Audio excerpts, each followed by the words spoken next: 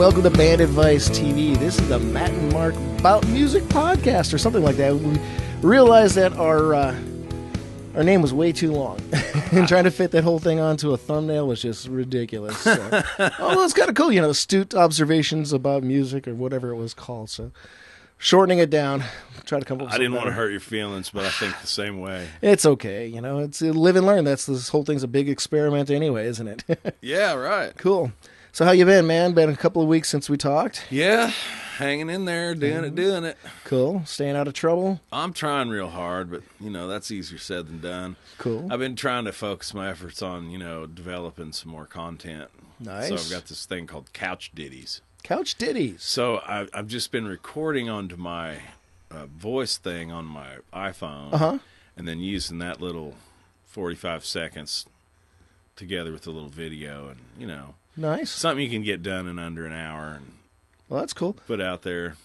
You got one of the newer iPhones? I think it's an 8.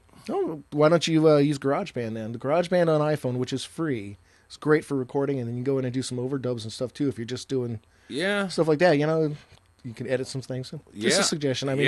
That's no doubt about it. But I tend to like simplicity. Yeah, And okay. this is quick and easy, and you can just record something. Sure. And then in iMovie, put the little video together.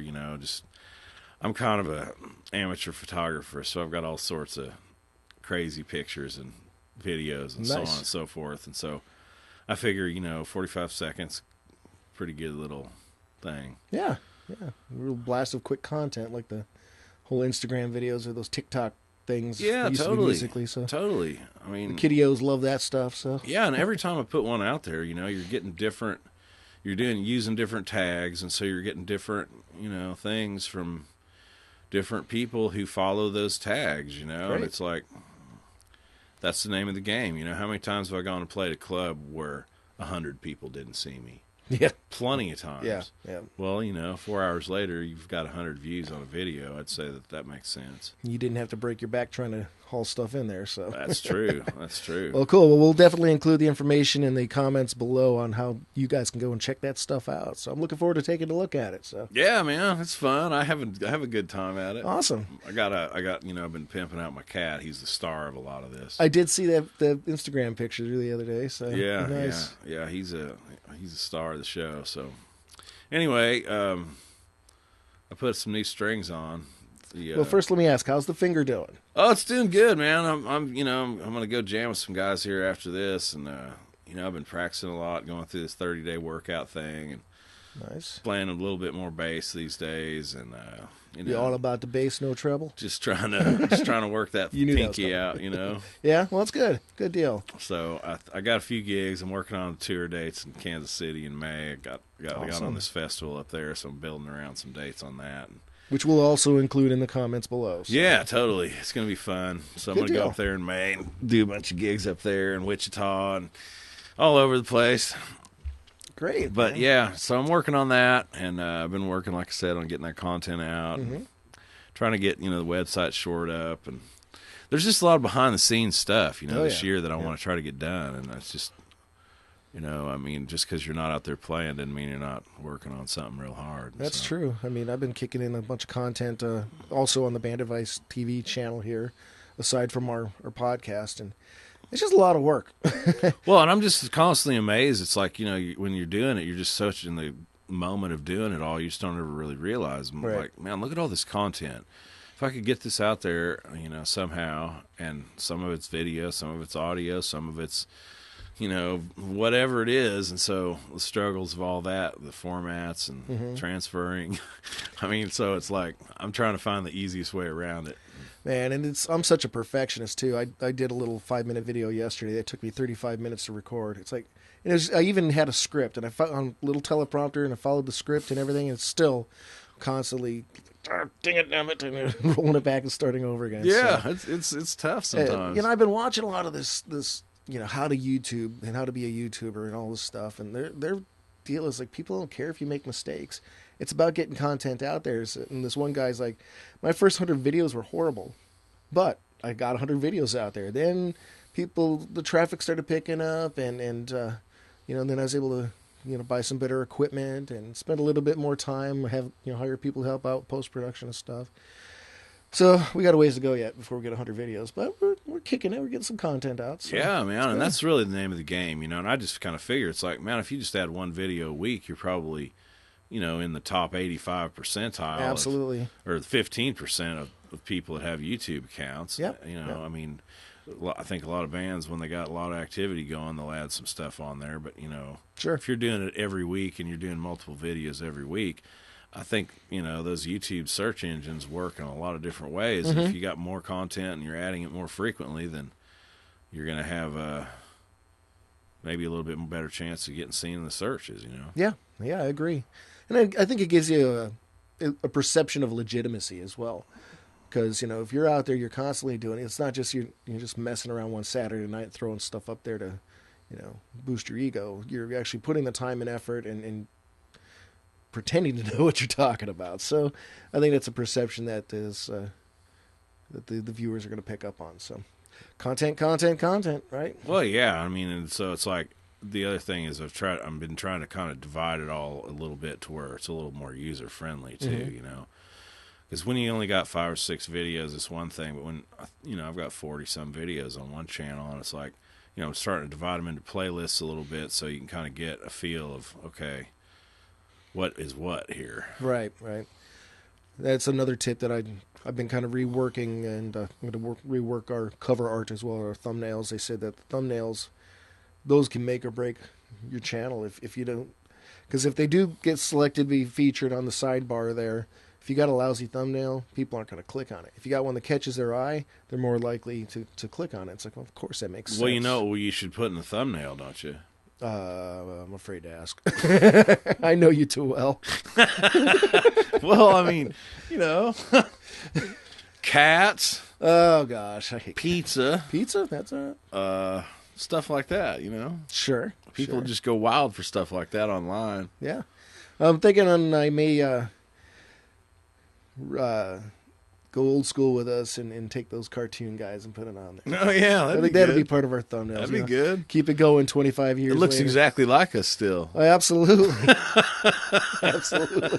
Maybe I'll have the then cartoon and the now cartoon. Yeah, right. Balder and fatter. Right. A lot more hairier on the face. Yeah. But anyway, well, cool. Okay, you wanted to talk about strings. Let's talk about strings. Yeah. So, guitar strings, man, are pretty. There's a vast topic, It certainly is. What do you use on your electrics? I am now doing hybrids. It's the Ernie Ball Hybrids, actually the Cobalts. And because I like to do, I like the little heavier, chunkier sound, so I'll do the 10s on the bottoms, and it goes up to the 46s, I think. Okay. So yeah, it's 10 to 46. 10 to 46. Yeah, it's the hybrids. So I'm sorry. It's 9 to 46, so it's the heavier bottoms with the lighter tops. Just because of my fingers and stuff, I like having a little bit lighter for the higher strings. So. You like your strings like your women, huh? Oh my gosh! Well, we've just established that my kids won't be watching this episode. I had to get that in there. That's all right. That's all right. I always lose track because there's the hybrid set, there's a Slinky, but I use the super Slinkies and the regular Slinkies. Okay. The 11 to 52s or something like that. I find that like on the Firebirds, because there's all that length from the nut to the low tuner, and it's just there's a lot of string there, so it's like the beefy Slinkies work better on them. Nice. And even so, seems like the beefy Slinkies are just a little more beefy.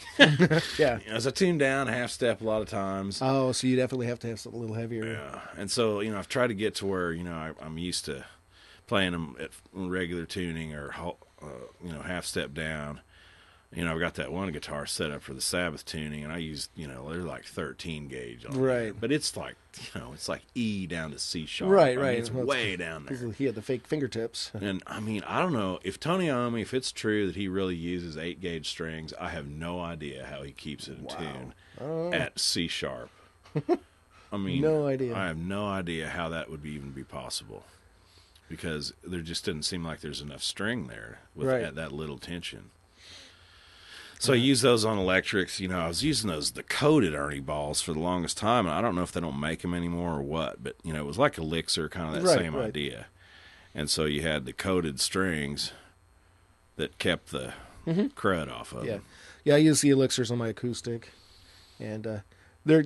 The thing that's cool about the Elixirs is they stay bright for a long time, but then when they start to go, it goes fast. Yeah. I mean, you're talking a matter of weeks, it'll go from nice and clear down to popping strings. So I'm amazed at how long they last, though, man. The set that I have on there, I'm going on a year and a half of playing almost every week on it. Yeah. So it's time to change them. So I mean, last year I probably played 100 solo shows by myself on my 12-string acoustic electric. And I probably did it on like 3 sets of strings. Nice. Now there was some bent pops and stuff and single strings and everything else, but I mean, there's... Which is why you should always have 2 sets of strings in your guitar case, right? Yeah, right. As per a video that you guys can check out on what to carry in your guitar case. Right on, yeah. You can never self-promotion. I can tell you stories the day until the day is long about having extra stuff, having spares, Because, I mean, I've done gigs on 11 strings, no doubt about it. But, if you're like your regular G breaks, okay, I can go do the gig still on the octave G. Sure. But then the octave G breaks, and then what do you do then? Now you're playing ukulele. Exactly. So it's just, it's hard to cope or tenor with guitar, that. I guess, right? Yeah. I'll be tuned tenor guitar. Yeah, well, speaking of alternate tunings, I have another, it's like a cheap telly. I've got it set up like Nashville tuning. Oh, nice. So that's like, for those of you that aren't familiar with that, it's like where you take a set of a 12-string set, and so 12-string set is octaves up to the top 2 strings. The top 2 strings are unison, E and B are unison. Then all the other strings are octave up.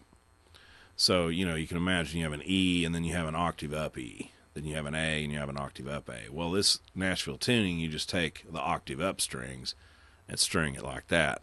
Really sounds cool, especially, we using it for some overdubs with some flange, chorus, just make it real atmospheric type thing. It's one of my tricks for overdubs is something like that. And it just really sounds cool. It's, inspiration to pick it up just once in a while just to fool around with it, So, those 10, 12-string sets are just electric set, 10, 11 gauge, whatever they are. And, then there's those nylon strings. I mean, I was thinking about this on the way over here. It's like how many instruments, how many different strings, how many different tunings. Yeah.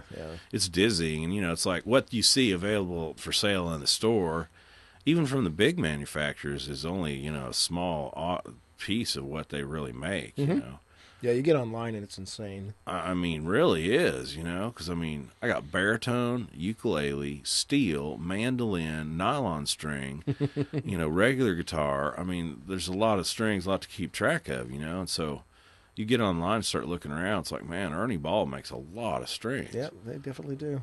And so... and then as you're experimenting, too, you end up with a bunch of odd sets of things that, I used to play those, but now I play these, but I'm going to keep these in case I would pop this. Or, Man, and I've got boxes of just singles, doubles, half sets, full sets, whatever, that just, didn't work for whatever reason. There's some strings I tried to use, and I just couldn't make them work for me. And I think a lot of it has to do with, the composition of your skin and sweat and hands and everything else, and, how well they stay for you. Yeah. Kind of has a bearing on it, So that's a little trick for you guys out there. If, get yourself a little microfiber rag, and every time when you're done playing, wipe the strings down really good. It'll help get that dead skin and oil off the strings, which is really ultimately what causes them to get really dull quickly. And that's why they do the coated stuff, to keep that gunk out of there. Yeah, well, and I like that fast fret too. The little deal it's like it's in a little tube. You pull it out of the tube, and it's like a little lubricant or whatever. Outside of that, those hot summer gigs, I'll just wipe my forehead and wipe it's it right along, there on there. wipe it along the strings just to get it going, because you play one night, throw it in the case, go to the next gig, you open it up, it's like, my God, this thing is terrible shape, just started to rust and whatever, and so that's where I like those coated strings, and just getting a little grease going on it before you try. Yeah. Try playing them. Definitely cool. I saw a neat trick online. I see everything online. I saw a neat trick online, too, where they're saying that if you do have a dead set of strings, if you loosen them up, kind of hold it and then pop it, and you could actually then see on the fretboard, especially if you have a dark fretboard, just all the gunk that's coming out of it. Yeah. And you do that a couple times and wipe it down, and that you can actually bring the strings back to life a little bit. I haven't tried that yet because I use the coated string, so that wouldn't work. But what was that story? Eddie Van Halen used to boil his strings. I don't really. You ever try that? I have not tried that. No. When I was a kid, there's no way my mom would have let me boil strings in her nice pots. Yeah, I don't know what exactly the whole deal was. Maybe it was to change the sound of it or something. I don't know. I think it was to get rid of the stretch in them so that they wouldn't go out of tune the first couple of go rounds, but something to do with the tremolo bar, possibly pre-Floyd Rose. Yep, definitely. Well, speaking of Eddie Van Halen, and this was quite common in the 80s, you even mentioned it yourself that you tuned down a half step. That became common almost across the board. Almost every guitar player did it. Now, was that to just accommodate the vocalist, or was there some sort of coolness? I mean, I get the deal with Sabbath because he had the fake tips on his fingers from that accident. But it just sounds heavier. Just the harmonics are different. It does give you a different harmonics. Yeah, okay. I mean, when you play like, Children of the Grave, I mean, that first low note is C sharp, which is your bottom string. Right. And, I mean, it's just like, the harmonics are different. And so, everything from Master Reality on up to the Dio stuff is all in this C sharp tuning. Okay. And so, I was watching this video when I was in that Sabbath band. We played a whole set of that, and it was just like, man, it just sounds. That's the sound of it. And I've seen other people play, the same songs in regular tuning, and it's all fine and good, but there's those overtones and harmonics that just happen at lower register. And, like Staind, that guy uses a baritone guitar, and it's a real different sounding thing. And so, it's just like the half step down thing. I do it because it makes the guitar ring more, sound bigger, changes the harmonics a little bit. Okay. It makes it a little bit spongier, It's, heavier strings, less slack, so it's a little different feel. Plus, of course, it's easier to sing over. Right. A half step down is definitely easier. I was just kind of wondering if that was the genesis of that, because 80s is all about singing until you blew a blood vessel in your head. Yeah, right. And that sometimes you had to go down a half step just for the sake of the singer. Yeah, well, I kind of got into it when you start trying to play along with Jimi Hendrix or SRV, tuned down a half step, big heavy strings, tuned down a half step, and I was like, well, when that Floyd Rose guitar I have, I mean, that was really frustrating trying to figure out how that went. Tune down a half step, you got to adjust the whole thing and just to accommodate that. Right. Trying to play along with SRV or Van Halen, or that guitar took a trip across the room when I was trying to tune up to Unchained. It's drop D. Oh, right. It's drop D, and then it's a half step or at least more down. Oh, wow. Because sometimes they used strobe tune, or sometimes they didn't. And what I figured out was sometimes it mattered how fast they were spinning the master. Because some stuff's just a little frog hair up or down. Right, and they had to do that just to accommodate the length, because you only had so much length on the vinyl. In fact, I saw an interview with Meatloaf. He's talking about Bat Out of Hell. He says he hates listening to some of those songs because they sped it up so much just to get it down so it'll fit on the 45 minutes or whatever the vinyl was. Yeah, it's and then there's other things where it's like the tuning standard is different in other countries. Huh? Really? And so, like, if you listen to "And Justice for All," which Metallica did, I believe in Sweden or Denmark or somewhere, I mean, all those guitars are a little sharper. Interesting. Now, I've heard that they did it that way because it makes it crunchier. With kind of the EQ profile of those guitars, it's all scooped mids, all highs, all lows, all scooped mids. I don't know if that had something to do with it, but they're just a little bit off of regular tuning. But then I also read that the tuning standard in that place is, in 438 or wow, that's interesting. 432 or something other than 440, the standard A. When you hit a tuning fork, that's what it is in America. But Felix Rasmussen produced that album, I think, and recorded it for him or whatever, and maybe that was why. I don't know. That's a question I'd ask Metallica if I ever had the chance. What's the deal? What's the deal with this tuning? If you kind of compare that to like Ain't Talking About Love is like a quarter step out. It's kind of in between, Interesting. And so yeah, a lot of it I think is you know, we got a tuner in our dang pocket nowadays. I don't think that was always the case, you know. No. You had one of those little deals you blow into, or a tuning pitchfork, fork, or tune to a piano, or something like that. Maybe or if pitch you're pipe, right. really, really well off, you had a strobe tuner. But I don't think tuners were just, you know, as well distributed and available as they are now necessarily. You know, they probably weren't quite as accurate as they are now too. No, definitely everything's not. Computerized and can. Although I did kind of learn the hard way that those little clamp-on tuners, once they hit the floor a couple of times, they're knocked out of whack. So. Yeah, well, I mean, my little pet peeve with those is like once you're done something. tuning, take it off the guitar.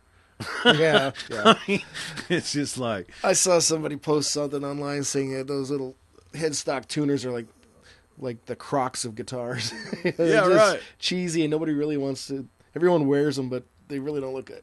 man, I had one and I walked through the doorway and it caught the door jamb and broke. Oh man! And I'm just like, well, that was a good idea. Yeah, I've got a couple that are in various stages of deconstruction. Yeah. Yeah, it's always fun when you're trying to tune up and all of a sudden the top of it pops off and it lands on the floor. And it's like, okay, I guess I'm doing this by ear. Well, I have, you know, I've just had one on my phone forever, you know, and it just saves me a lot of like trouble looking for one or leaving it someplace or whatever. Download it for free. It's always there, you know, and works great. So You don't have a problem with trying to tune up on stage with that? well, I don't use that for that. I have Okay. a pedal tuner that Right. runs some of my other effects, and you know, it mutes your amp, which is great, you know, so you can in between Yeah. percussion and bass break, you can talk to the crowd and tune your guitar if you Exactly, yeah.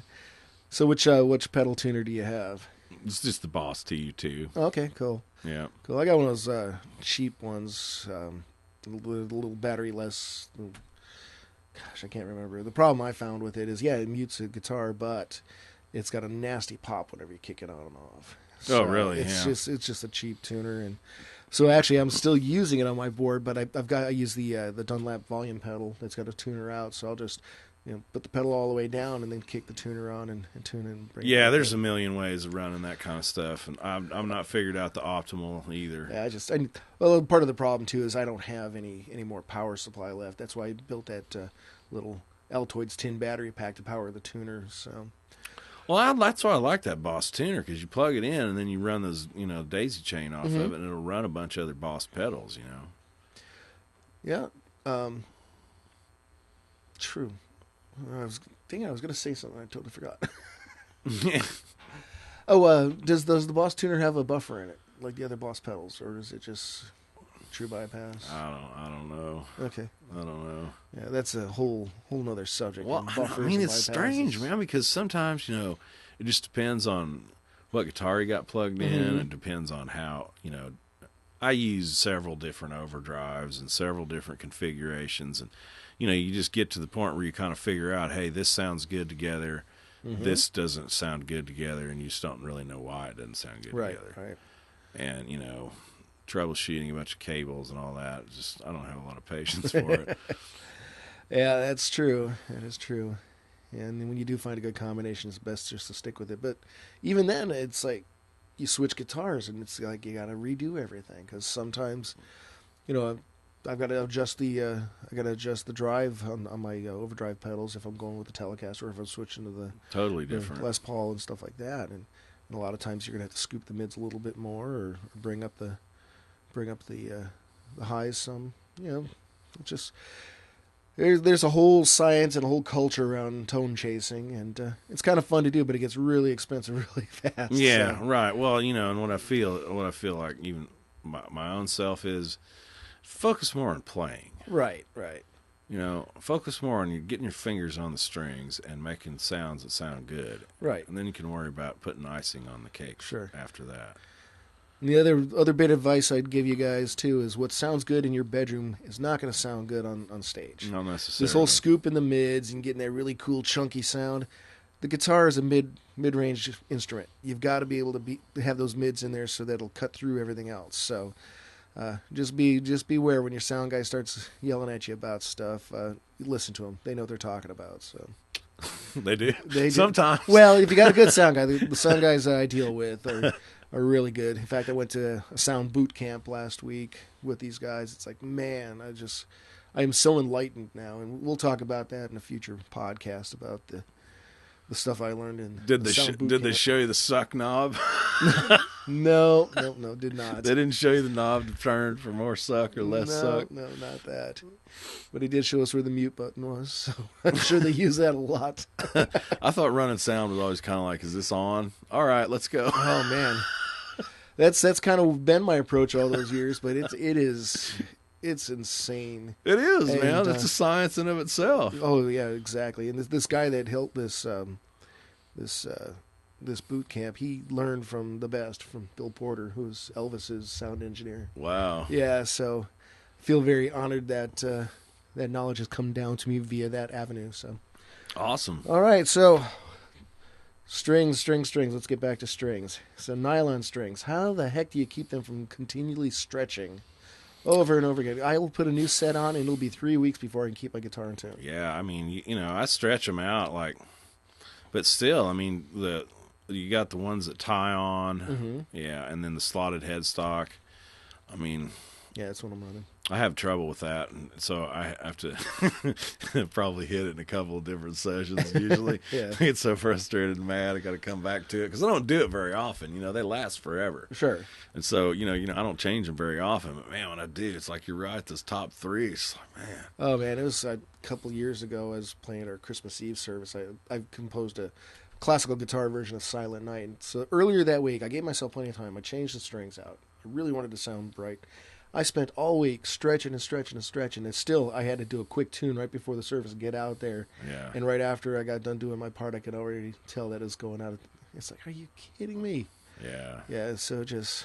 I think a lot of it has to do with the tuners too. You know, a lot, even like, on some fairly decent guitars, as tuners, just they don't hold very good. Yeah, it's true. It's just kind of an antiquated thing. You got to make sure you got plenty of lead on those strings too, because what ended up happening with one of the strings in that scenario is I got home and it had totally slid out.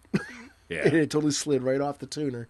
It's like, I I guess tried I didn't to have run enough them lead through on that it. hole a couple of times That's probably what I should have and done. tie it on there. Yeah. At least on the ones that you can run it through a couple Sure. of times, and then tie it on there, and then just make sure it's you don't have too much slack. Yeah, that's a good idea. I'll definitely try that next time when I have 3 or 4 weeks before I have to actually play. Man, with I'm them. telling you. And then just stretch them out real good, and it's always just got to be a problem between maybe the nut gets bound up or something like that, or the tuner's, something's wrong with the tuner. It's just something like that. Yeah, it was an $85 guitar at a pawn shop in Stillwater 30 years ago. Still beating on it. I'll go to Guitar Center and I'll try out some of those really nice Cordobas and stuff that they have. And I still love the sound of mine. It's an old Yamaha classical guitar, and there's a depth and a richness that you just don't get out of most of your nylon strings. Oh yeah. Which is problematic when I'm trying to record because it gets really boomy. So I'm definitely doing the low cuts on the microphones before I even go into the DAW. So Right on. yeah. All right, well, I don't really have anything else on strings, do you? Happy stringing. Happy stringing. And remember, always have 2 complete sets of strings in your guitar case. Reason being, if you pop your high E in the middle of your first set, do you really want to go the rest of the night with no backup? Of course not. So it'll affect your playing, guarantee it. So Have your guitar tech bring you your other Les Paul. yes, absolutely. Oh, man. Cool. Well, all right. Well, it's good to be back in the saddle getting these things recorded, and be looking forward to this and many other episodes of our podcast. And pretty soon we're going to get those on iTunes, too, for you guys that are more of the audio files. So we'll have all the episodes up there hopefully in the next couple of weeks. So as soon as I just get it up on some hosting thing and then beg iTunes to put it into their queue. So. All right, until next time, I am Mark, and this is Matt. Yeah, peace.